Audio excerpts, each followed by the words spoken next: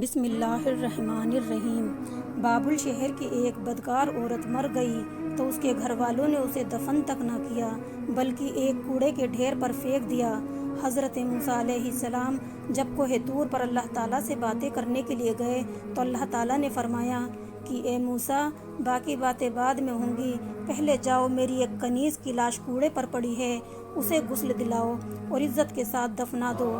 حضرت موسیٰ علیہ السلام کوہ طور سے واپس آئے اور بابل شہر میں داخل ہوئے اور تلاش کرتے کرتے ایک جگہ دیکھا کہ کوڑے پر ایک لاش پڑی ہے اور اس کے ارد گرد 4 کتے رکھوالی کر رہے ہیں تاکہ کوئی درندہ لاش کو پامال نہ کر سکے۔ حضرت موسیٰ علیہ السلام نے اس کے گھر کا پتہ پوچھا اور لوگوں سے کہا کہ لاش کو اٹھانے میں میری مدد کرو۔ عورت کے گھر والوں نے کہا کہ ہم اس لاش کے قریب بھی نہیں جائیں گے۔ یہ ایک بدکار عورت تھی جس نے اپنی ساری زندگی بدکاری میں گزار دی۔ پورے شہر میں کوئی بھی لاش کو اٹھانے کے لیے تیار نہ تھا۔ تو حضرت موسیٰ علیہ السلام اپنے بھائی حضرت ہارون علیہ السلام کے پاس گئے اور کہا کہ لاش اٹھانے میں میری مدد کرو۔ دونوں نبیوں نے لاش کو اٹھایا اور پھر جب غسل دینے کی باری آئی تو شہر کی کوئی عورت بھی اسے غسل دینے کے لیے تیار نہیں تھی۔ یہ دیکھ کر حضرت موسیٰ علیہ السلام نے اپنی زوجہ اور بہن کو حکم دیا کہ اس عورت کو غسل دو۔ غسل کے بعد اپنے بھائی حضرت ہارون علیہ السلام کی مدد سے اس عورت کو دفن کیا۔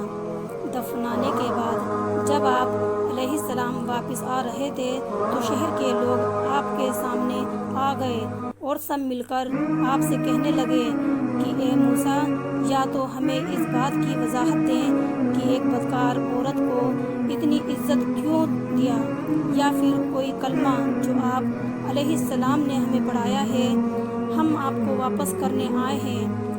حضرت موسیٰ علیہ السلام نے لوگوں سے فرمایا، اے شہر کے لوگوں، مجھے اللہ نے جو حکم دیا تھا میں نے اس حکم کی تعمیل کی ہے۔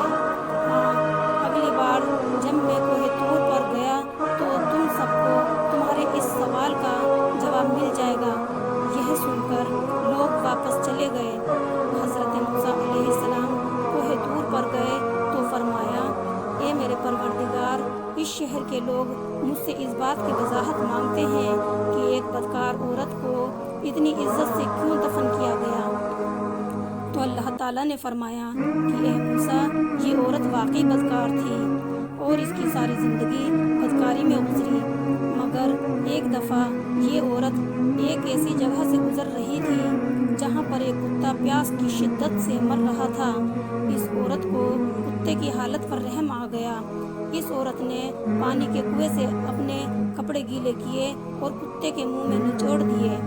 پیاسے کتے نے جب پانی پیا تو اس کے تڑپتے ہوئے جسم میں جان آ گئی۔ مجھے